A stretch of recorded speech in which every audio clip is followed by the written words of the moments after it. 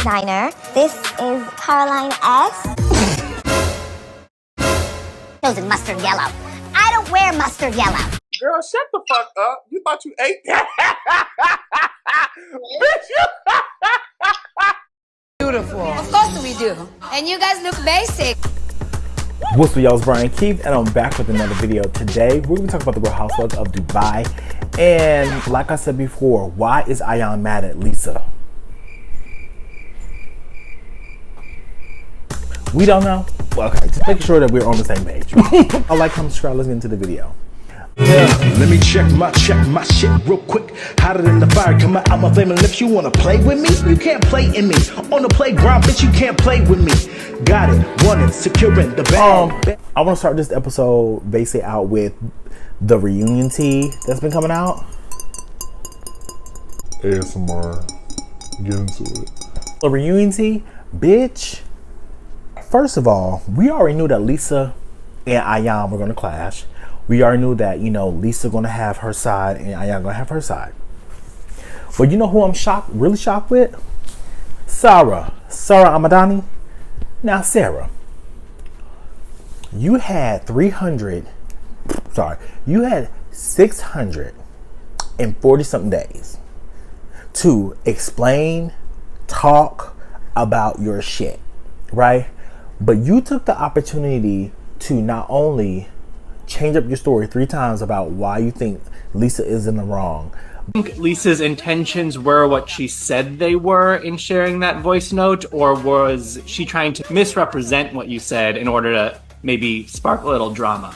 In the beginning, I was upset at Chanel for sharing it. It was messy. But then when I sat down and went deep into it and listened to what Chanel had to say and watched it all, I realized, hey, I sent Lisa 10 voice notes and they were clear who it was about.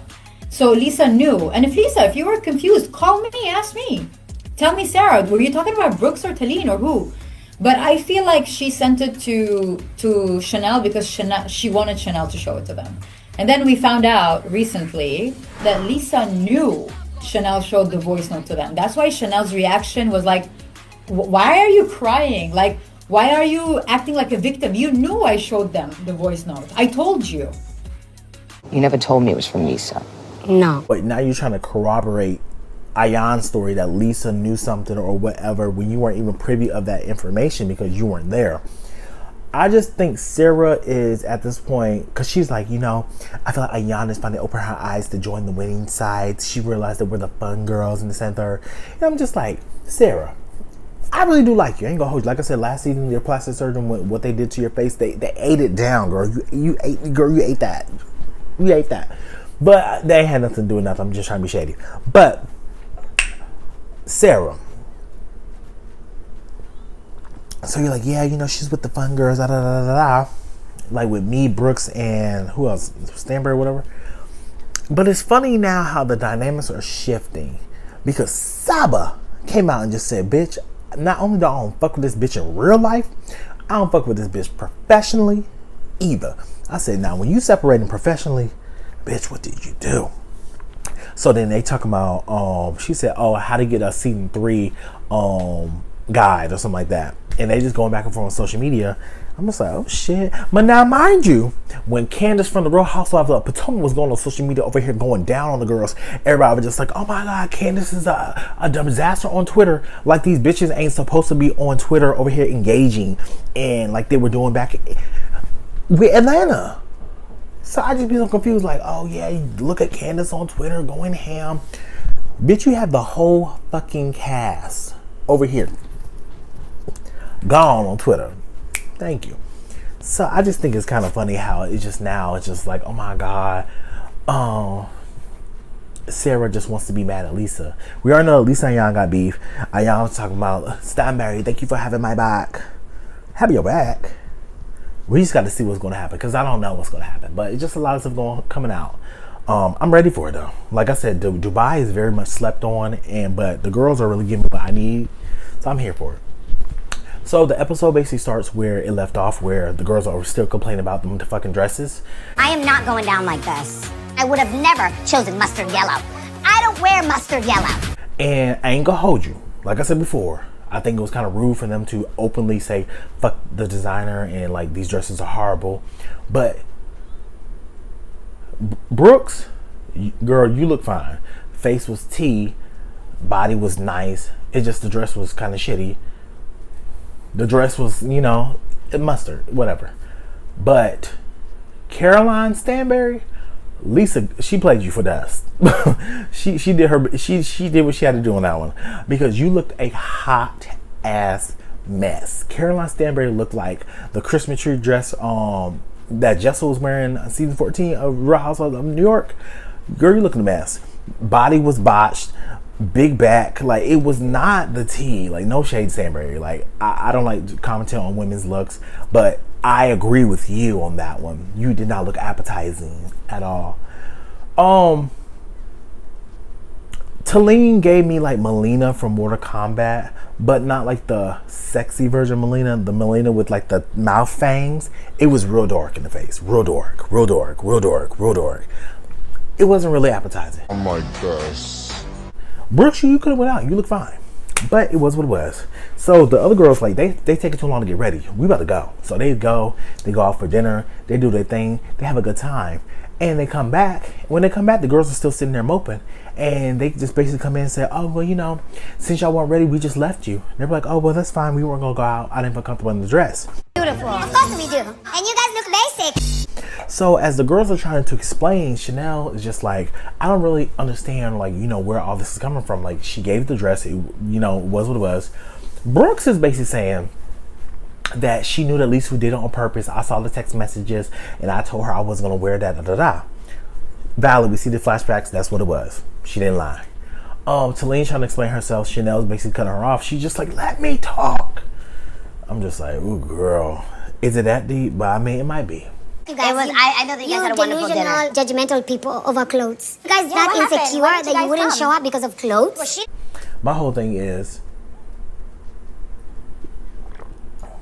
I'm a type of person where I could take one for the team. So if it's something I'm just like, I don't really like this. Like how Lisa Barlow was over here in the belly dancer dress. You know she didn't like that shit. But she took one for the team. And I feel like, especially being on vacation and just being in a moment, just take one for the team. You could have made a bigger moment to lean, because I know you were thirsty for those moments.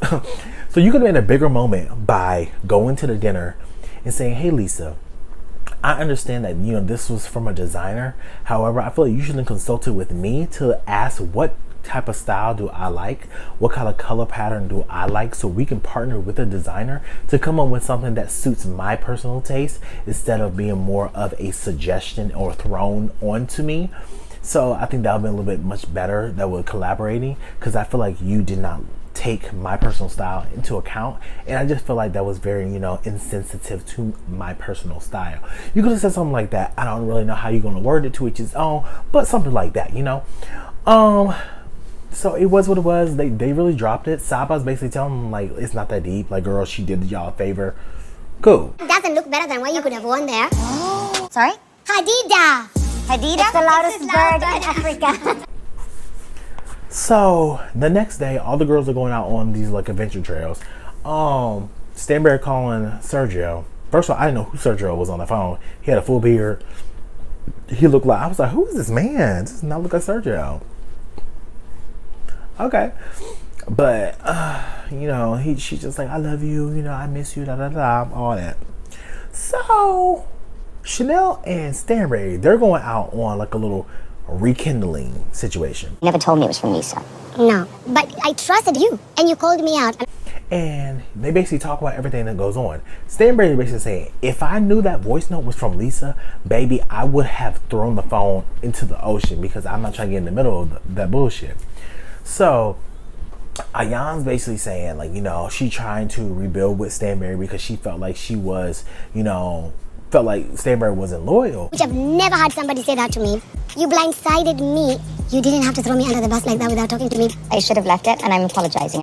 And my whole thing with Ayan is we still haven't got to the point of, did you tell Stanberry not to bring it up? I wanna know that. Okay. I really want to know. Because you told us last episode that, oh my God, I told Lisa that Stanberry wants to bring this up. But when Lisa said, no, don't bring it up, did you tell Stanberry not to bring it up? Because if you did, then I see why you're upset with Stanberry, because you told her not to bring it up. She brought it up anyway. If you didn't before the dinner, because this conversation was right before the dinner, so if you didn't say nothing to Stanberry, it's your fault still, because you told Lisa. Lisa said no, you didn't tell Stanberry. So Stanberry still came out. And mind you, I think you didn't tell Stanberry, because you even admitted that you wanted to gag Brooke. You was like, oh, I want to gag Brooks. I want to be petty and gag Brooke. I won't thinking about you. Boom. That's what it is. So for you to want to say, oh, I'm mad at Lisa. Why would Lisa say this?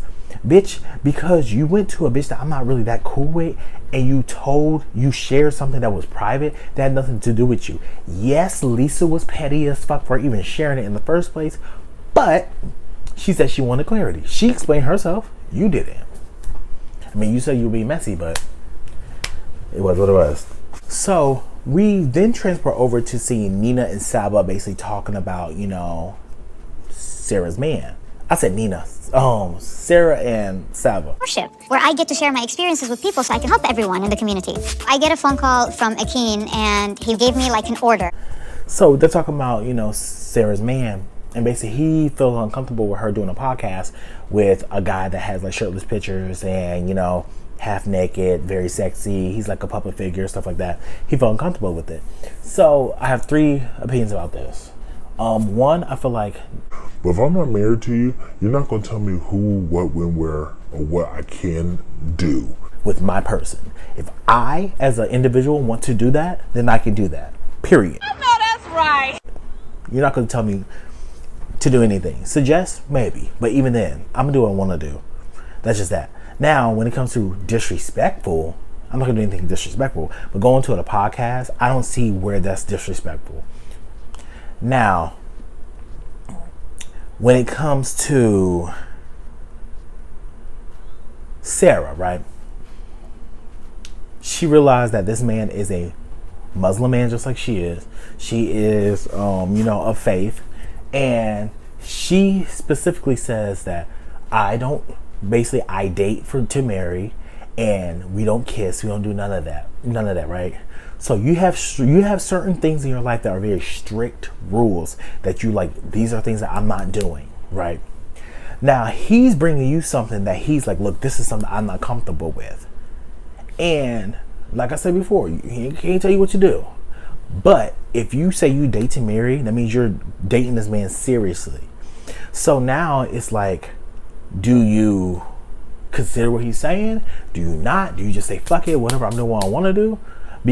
But he's respecting your wishes. Says this guy is not good, he doesn't like him, he doesn't know him on a personal level, but he says the guy has a crazy lifestyle. What do I have to do with it? I'm just going to do my job. I just feel like there should be some sort of compromise there, something. But I don't know, she'll figure out what she got to do, because I'm like, girl, if you don't want him, send them to me. At the end of the episode, we basically have a party and find out Ayan's real age. The girl thought she was 42.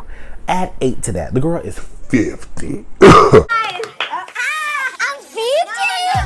Girl, how you go from one of the youngest to damn near the oldest in the group now? Ain't that some shit? But y'all, that was the end of the episode.